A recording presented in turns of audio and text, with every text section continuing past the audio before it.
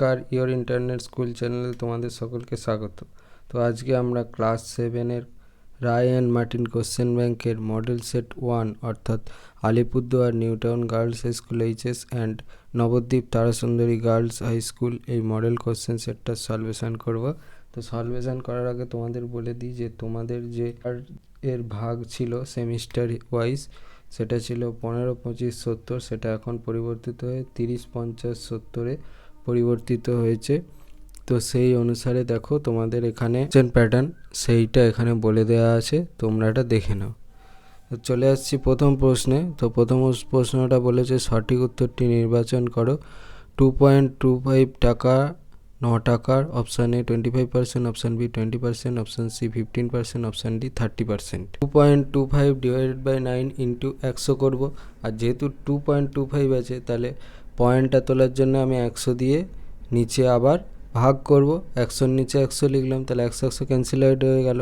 আর 9 দিয়ে 225কে কাটাকাটি করলে 25 হয়, 25 9 225, তাহলে আমার সঠিক অপশানটা হচ্ছে অপশান এ 25%। 2 ফাঁকা ঘর পূরণ করো। Dash into -1 plus 9 is equal to 0, তাহলে ড্যাশ হবে 9।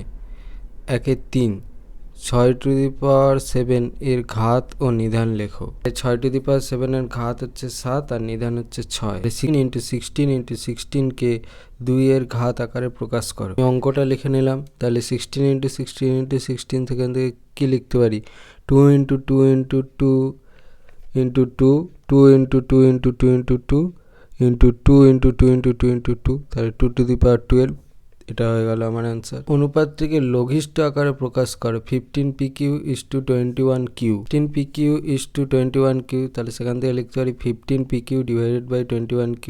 কাটাকাটি করলাম, তাহলে পেলাম হচ্ছে 5p ডিভাইডেড বাই 7, তাহলে সেখান থেকে লিখতে পারি 5p = 7। এটা হয়ে গেল আমার অ্যান্সার। 6 সঠিক উত্তরটি নির্বাচন করো। x, y এবং z ক্রমিক সমানুপাতি হলে option A x² = yz, option B y² = xz, option C z² = xy, option D কোনোটাই নয়। x divided by y y divided by z, বা আমি সেখান থেকে লিখতে পারি y² = xz, তাহলে সঠিকটা হচ্ছে অপশান বি হবে। 7 5 - 6x² y² plus 6y সংখ্যামালায় x² এর সহগ কত? -6x² y² plus 6xy সংখ্যামালায় x² এর সহগ হচ্ছে -6y²। এটা হয়ে গেল আমার অ্যান্সার। 8 পাশের চিত্রে কোণ BAC = কোণ ABC সমান কত? চিত্রটা হচ্ছে এইটা। চিত্রানুসারে আমাকে আগে কোণ ABC এর মান বের করতে হবে। তো ABC এর মান বের করার জন্য আমি কি করেছি, 180 ডিগ্রি মাইনাস কোণ BAC প্লাস কোণ ACB, তাহলে 180 degree minus 50 degree plus 60 degree, 180 degree minus 110 degree, তাহলে অতএব কোণ ABC = 70 ডিগ্রি। তাহলে অতএব কোণ BAC = কোণ ABC = 50:70, তাহলে সেখান থেকে লিখতে পারি 5:7। এটা হয়ে গেল আমার অ্যান্সার। 2-1 6 কিগ্রা স্টেনলেস স্টিল তৈরি করতে 720 গ্রাম ক্রোমিয়াম লাগে। 11 কিগ্রা স্টেনলেস স্টিল তৈরি করতে কত কিগ্রা ক্রোমিয়াম লাগবে? তাহলে কোটা করার আগে আমি গণিতের ভাষায় সমস্যাটা কি সেটা আমাকে রেডি করে নিতে হবে। তাহলে দেখো গণিতের ভাষায় সমস্যা কি লিখবো, তার জন্য স্টেনলেস স্টিলের পরিমাণ গ্রামে 6000 আর ক্রোমিয়ামের পরিমাণও গ্রামে 720, তাহলে 6000 720 11,000-এ কত? 11 কিগ্রা = 11 × 1000 গ্রাম, তাহলে 11,000 গ্রাম। আর 6 কিগ্রা সমান আমি কি লিখতে পারি? 6 × 1000 গ্রাম, তাহলে 6000 গ্রাম। তাহলে 6000 গ্রাম স্টেনলেস স্টিল তৈরিতে লাগে 720 গ্রাম ক্রোমিয়াম, তাহলে 1 গ্রাম স্টেনলেস স্টিল তৈরি করতে লাগে 720 ডিভাইড বাই 6000 গ্রাম ক্রোমিয়াম। আর 11,000 গ্রাম স্টেনলেস স্টিল তৈরি করতে লাগে 720 divided by 6000 into 11,000 gram chromium, তাহলে সেখান থেকে পাবো হচ্ছে 1320 গ্রাম। আমি সেখান থেকে লিখতে পারি কত? 1 কিগ্রা 320 গ্রাম। তাহলে 11 কিগ্রা স্টেনলেস স্টিল তৈরি করতে 1 কিগ্রা 320 গ্রাম ক্রোমিয়াম লাগবে। এটা হলো আমার অ্যান্সার। 2 তোমার শ্রেণীতে আজ 30% ছাত্রী এসেছে। তোমার শ্রেণীর মোট ছাত্রী সংখ্যা 60 জন হলে আজ কতজন ছাত্রী উপস্থিত হয়েছে? আমার শ্রেণীর মোট ছাত্রী সংখ্যা হচ্ছে 60 জন, শ্রেণীতে আজ উপস্থিত ছিল 30%, তাহলে আজ ছাত্রী উপস্থিত আছে 60 × 30/100 জন। কাটাকাটি করলাম, তাহলে সেখান থেকে পেলাম হচ্ছে 18 জন, তাহলে অতএব আজ 18 জন ছাত্রী উপস্থিত হয়েছে। 2-এর 3 মিলন একটি পরীক্ষা দিয়েছে। ওই পরীক্ষায় 10টি প্রশ্ন ছিল। পরীক্ষাটিতে প্রতিটি ঠিক উত্তরের জন্য 5 নম্বর ও প্রতিটি ভুল উত্তরের জন্য -2 নম্বর পাবে। মিলন 6টি প্রশ্নের উত্তর ঠিক দিয়েছে এবং বাকি 4টি প্রশ্নের উত্তর ভুল দিয়েছে। তাহলে মিলন কত নাম্বার পেয়েছে? মিলন 6টি ঠিক উত্তরের জন্য পাবে 6 × 5 নাম্বার, তার মানে 30 নাম্বার। আর মিলন 4টি ভুল উত্তরের জন্য পাবে 4 × -2 নাম্বার, তার মানে -8 নাম্বার। মোট নাম্বার পাবে কি হবে? 30 + -8 নাম্বার, তার মানে 30 - 8 নাম্বার, তার মানে 22 নাম্বার। অতএব মিলন 22 নাম্বার পেয়েছে। নিচের অনুপাতগুলি মিশ্র অনুপাত নির্ণয় করো এবং মিশ্র অনুপাতটি গুরু অনুপাত, লঘু অনুপাত না সাম্যানুপাত তা লেখো। 8:6 একটা, সেকেন্ডটা বলেছে 3:6 ও 26:13। 8:6, 3:6, 26:13 এর মিশ্র অনুপাত কী হবে? প্রথমে পূর্ব পদগুলোকে এক জায়গায় জড়ো করে গুণ করলাম আর উত্তর পদ জায়গায় জড়ো করে গুণ করলাম। এখান থেকে লিখতে পারি 8 × 3 × 26 / 6 × 13 কাটাকাটি করলাম, তাহলে সেখান থেকে পেলাম 4/3, তার মানে 4:3। যেহেতু মিশ্র অনুপাতটির পূর্ব পদ উত্তর পদের থেকে বড়, তাহলে এটা হচ্ছে গুরু অনুপাত।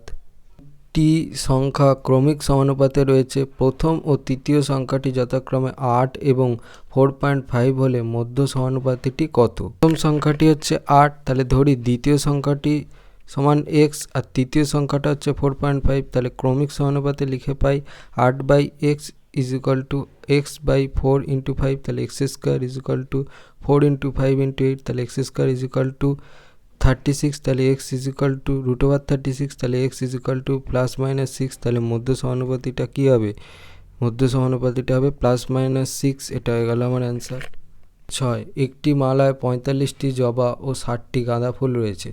মালায় আরও 5টি জবা ফুল যোগ করা হলে জবা ও গাঁদা ফুলের সংখ্যার অনুপাত কত হবে? মালায় জবা ফুলের সংখ্যা হচ্ছে 45টি, তাহলে মালায় গাঁদা ফুলের সংখ্যা হচ্ছে 60টি, তাহলে মালায় আরও 5টি জবা ফুল যোগ করা হলে জবা ফুলের সংখ্যা হবে 45 + 5 = 50টি। তখন জবা ও গাঁদা ফুলের সংখ্যার অনুপাত হবে 50:60, তাহলে 5:6। এটা হয়ে গেল আমার অ্যান্সার। এর 1 মান নির্ণয় করো। 10³ × 10⁴ / 2⁵ × 5⁴। প্রথমে অঙ্কটা লিখে নিলাম। তাহলে অঙ্কটা লেখার পর সেখান থেকে আমি কি পাচ্ছি? 10⁻³ + 4 / 2 × 2⁴ × 5⁴। তাহলে সেখান থেকে লিখতে পারি যে 10⁷ / 2 হোল × 2 × 5 হোল ⁴। তাহলে সেখান থেকে লিখতে পারি 10⁷ / 2 × 10⁴। তাহলে সেখান থেকে লিখতে পারি 10³ / 2, তাহলে সেখান থেকে লিখতে পারি 1000 / 2, তাহলে সেখান থেকে অ্যান্সারটা হবে আমার 500। বা মান নির্ণয় করো। 2³ × 3⁹ / 3⁶ × 6³ প্রশ্নানুসারে অঙ্কটা লিখে নিলাম। তাহলে সেখান থেকে কী লিখতে পারি? 2³ × 3⁹ / 3⁶ × 2 × 3 এর হোল কিউব। তাহলে সেখান থেকে লিখতে পারি 2³ × 3⁹ / 3⁶ × 2⁵ × 3⁵। তাহলে সেখান থেকে লিখতে পারি 2³ × 3⁹ / 2⁵ × 3⁹। সবগুলো ক্যান্সেল আউট হয়ে গেল, তাহলে অ্যান্সার হচ্ছে 1। 2, একটা আয়তক্ষেত্রের দৈর্ঘ্য 4x + 1 মিটার এবং প্রস্থ 3x মিটার, তাহলে আয়তক্ষেত্রের ক্ষেত্রফল কত? আয়তক্ষেত্রের দৈর্ঘ্য হচ্ছে 4x + 1 মিটার, আয়তক্ষেত্রের প্রস্থ বলেছে 3x মিটার, তাহলে আয়তক্ষেত্রের ক্ষেত্রফল কী হবে? দৈর্ঘ্য × প্রস্থ, তার মানে 4x + 1 × 3x বর্গ মিটার। তাহলে সেখান থেকে আমি লিখতে পারি হচ্ছে 12x² + 3x বর্গ মিটার। এটা হয়ে গেল আমার অ্যান্সার। 3, একটি আয়তক্ষেত্রের ক্ষেত্রফল 8x² বর্গ একক, দৈর্ঘ্য 4x একক হলে প্রস্থ কত? ক্ষেত্রটির ক্ষেত্রফল হচ্ছে 8x² বর্গ একক, আয়তক্ষেত্রটার দৈর্ঘ্য হচ্ছে 4x একক, তাহলে আয়তক্ষেত্রটার প্রস্থ কী হবে? ক্ষেত্রফল / দৈর্ঘ্য করলে আমি প্রস্থ পাবো। তাহলে 8x² / 4x কাটলো, তাহলে উপরে হলো x আর 4 দিয়ে আটকে কাটলে পাচ্ছি 2, তাহলে 2x একক, তাহলে আয়তক্ষেত্রটার প্রস্থ হবে 2x একক। 4, -8x² + 8x + 1 এর সঙ্গে কত যোগ করলে -14x² + 11x - 3 পাওয়া যাবে? যোগফল থেকে যদি যোগ করা সংখ্যাটা বাদ দিই তাহলে আর একটা যোগ করা সংখ্যা আমি পেয়ে যাব, সেটাই করেছি। তাহলে -14x² + 11x - 3 -8x² + 8x + 1 এটা লিখে নিলাম। তারপরে এবার আমি ব্র্যাকেটটা উঠিয়ে দিলাম আর মাইনাসে মাইনাসে +8x² মাইনাস প্লাসে 8x আর মাইনাস প্লাসে হচ্ছে -1, তাহলে সেখান থেকে লিখতে পারি 14x² plus 8x² plus 11x minus 8x minus 3 -1, তাহলে সেখান থেকে লিখতে পারি -6x² প্লাস 3x মাইনাস 4। এটা হয়ে গেল আমার অ্যান্সার। 3-5 সরল করো। 2x minus 6x into 5 minus 8x minus 3y, তাহলে 2x minus 6x into 5 minus 8x minus 3y, তাহলে সেখান থেকে লিখতে হয় 2x মাইনাস 6-5 কত হচ্ছে 30, তাহলে -30 আর মাইনাস মাইনাসে প্লাস 6-8 48, তাহলে 48x², আর মাইনাস মাইনাসে প্লাস 3-6-18, তাহলে 18x হয়, তাহলে সেখান থেকে লিখতে পারি -28x plus 48x² plus 18xy। এটা হয়ে গেল আমার অ্যান্সার। পরের 1, চাঁদার সাহায্য ছাড়া স্কেল ও পেন্সিল কম্পাসের সাহায্যে 75 ডিগ্রি কোণ আঁকো। স্কেল পেন্সিলের সাহায্যে আমি এবি সরলরেখাংশ টেনে নেব।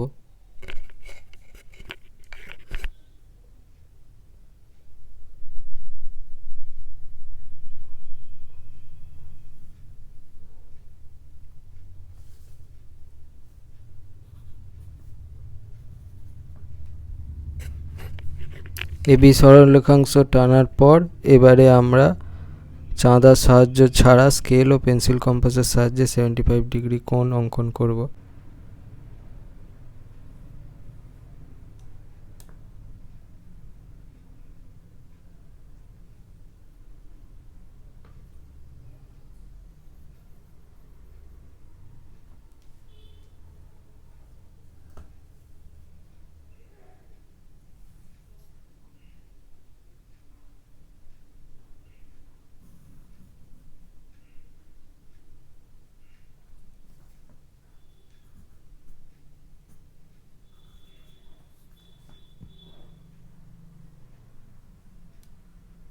পেন্সিল কম্পাসের যে কোনো মাপ নিয়ে আমি আগে টেনে নেব কোণগুলো।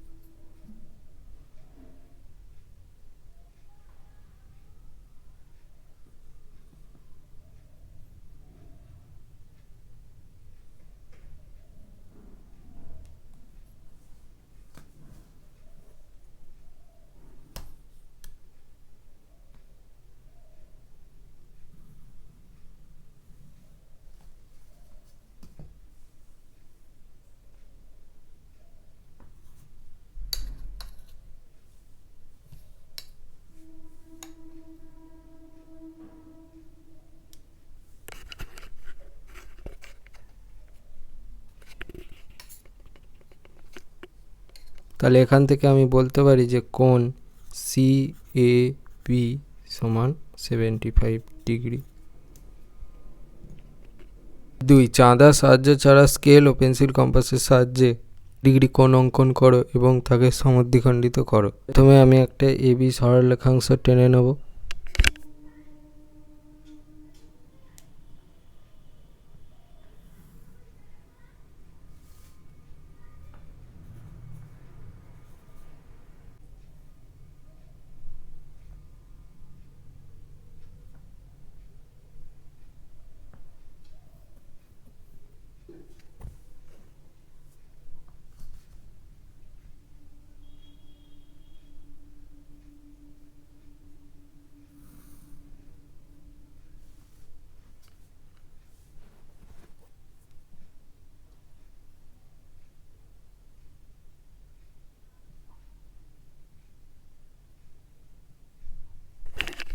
এবার আমি যে কোনো মাপ নিয়ে আমি টানবো।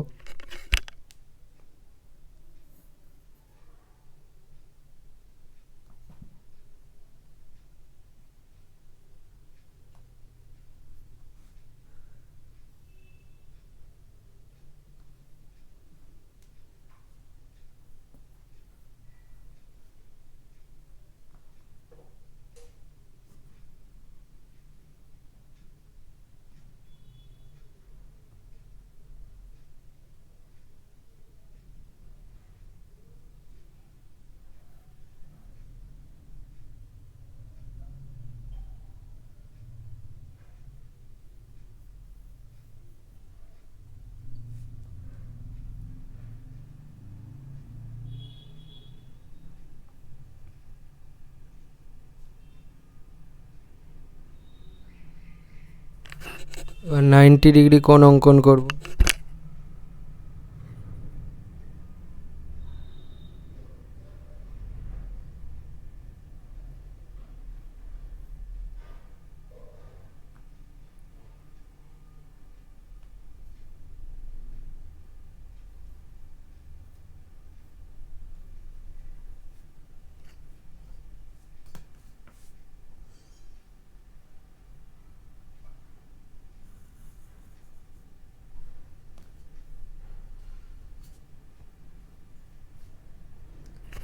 নাইনটি ডিগ্রি কোণ অঙ্কন করার পর এই কোণটাকে আবার আমাদের প্রশ্নে বলেছে সমদ্বিখণ্ডিত করতে, তাহলে এই কোণটাকে আবার সমদ্বিখণ্ডিত করব।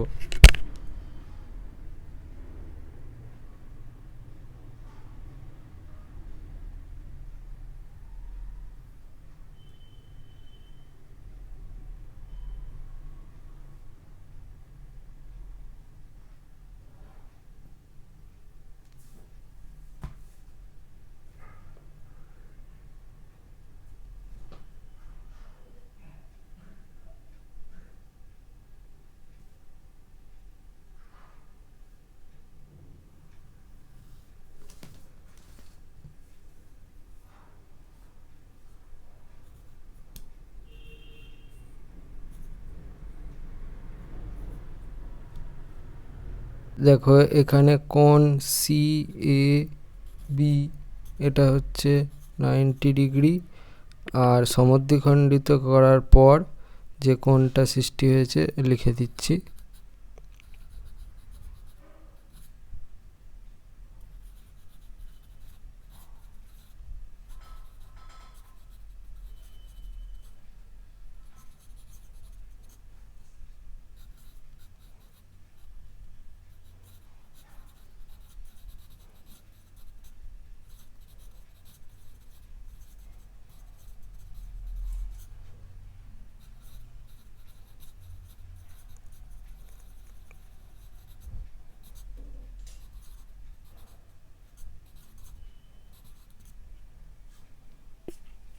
যে 4/2 স্কেল ও কম্পাসের সাহায্যে 15° কোণ আঁকো। প্রথমে আমি একটা সরলরেখাংশ টেনে নেব,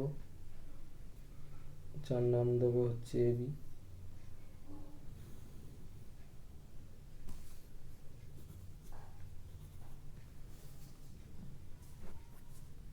এবার পেন্সিল কম্পাসের সাহায্যে মেপে নেব, মেপে নিয়ে বসিয়ে টেনে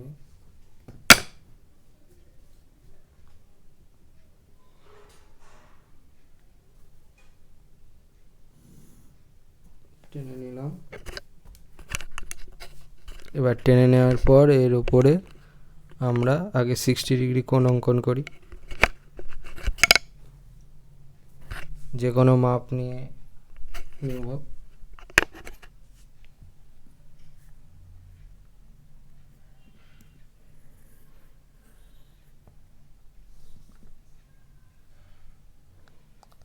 এটা হয়ে গেল আমার 60°। তোমরা একটু অ্যাডজাস্ট করে নাও, কারণ আমাকে ক্যামেরা এবং সব কিছু মাইক্রোফোন সব কিছু সামলে আঁকতে হচ্ছে, তো একটু অ্যাডজাস্ট করে নাও, ভুল ভ্রান্তি হয়ে যেতে পারে, তাও একটু অ্যাডজাস্ট করে নাও। এটা 60° হলো। এবার এটাকে সমদ্বিখণ্ডিত করব, তাহলে কি পাবো 30°। তাহলে এটাকে আগে সমদ্বিখণ্ডিত করে নিই, অর্ধেকের একটু বেশি নিয়ে এদিকে টানবো, তারপরে আবার অর্ধেকের একটু বেশি নিয়ে এদিকে টানবো, টেনে এটাকে যোগ করবো,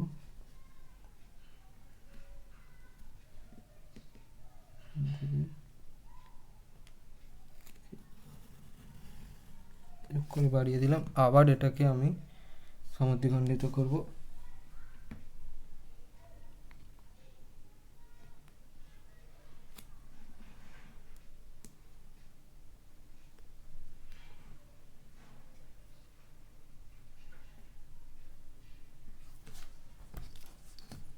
যোগ করে এটাকে বাড়িয়ে দেবো,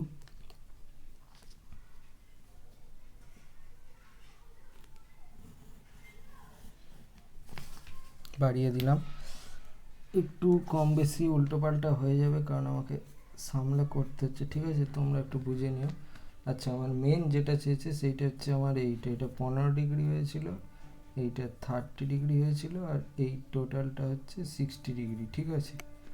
এবারে এটা লিখলে আমার নাও লিখতে পারো, নামগুলো দিয়ে দিতে হবে, এটা A B,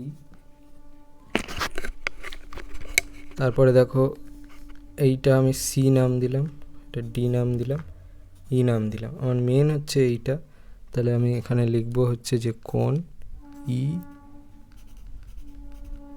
A B is equal to 15 degree. তোমাদের ক্লাস 7-এর রায়মার্টিন কোশ্চেন ব্যাংকের ফার্স্ট মডেল কোশ্চেন সেটের সলভেশান। তো জ্যামিতিগুলো কি হলো আমি বলতে পারবো না, কারণ আমি ক্যামেরা মাইক্রোফোন সব কিছু সামলেই তোমাদেরকে করে দেখিয়েছি। একটু ভুলভ্রান্তি অ্যাডজাস্ট করে নিও, ঠিক আছে, কারণ আমাকে ক্যামেরা মাইক্রোফোন সব কিছু সামলে তোমাদের সামনে কিভাবে আঁকতে হয় অঙ্কন পদ্ধতি বিশ্লেষণ করতে হয়েছে, তো একটু সেই জন্য অসুবিধে হয়েছে, তোমরা একটু মানিয়ে নিও, ঠিক আছে। মোদ্দা কথা হচ্ছে ওইভাবে তোমাদেরকে প্রত্যেকটা কোণগুলো আঁকতে হবে। আশা করছি তোমরা বুঝতে পেরেছো। তো তোমাদের যদি এই ভিডিওটা ভালো লেগে থাকে তাহলে ভিডিওটাকে অবশ্যই লাইক করো এবং আমাদের চ্যানেলটাকে অবশ্যই সাবস্ক্রাইব করে দিও। এই ধরনের ভিডিও নোটিফিকেশান চটজলদি পেতে হলে আমাদের চ্যানেলটাকে সাবস্ক্রাইব করার পাশাপাশি পাশে থাকা বেল আইকনে গিয়ে অবশ্যই ক্লিক করে দিও, যাতে করে ভিডিও আপলোড করার সাথে সাথেই তোমরা তার নোটিফিকেশান পেয়ে যাও। তো আজকের মতো ভিডিওটা এই পর্যন্তই, দেখা হচ্ছে পরবর্তী ভিডিওতে। আর একটা কথা তোমাদের বলে দিই, ডিসক্রিপশানে দেখবে যে টেলিগ্রাম চ্যানেলের লিঙ্ক দেওয়া রয়েছে, তো সেখানে জয়েন করলে এই সমস্ত কোশ্চেন অ্যান্সার সলভেশানের পিডিএফ সহ অন্যান্য বিভিন্ন সাজেশান এবং অন্যান্য নানা ইনফরমেটিভ ভিডিওর সমস্ত কিছু পিডিএফ ওই চ্যানেলে আপলোড করা হচ্ছে, তো তোমরা সেখান থেকে গিয়ে সংগ্রহ করে নিতে পারবে। তো চলো, দেখা হচ্ছে তোমাদের সঙ্গে পরবর্তী ভিডিওতে।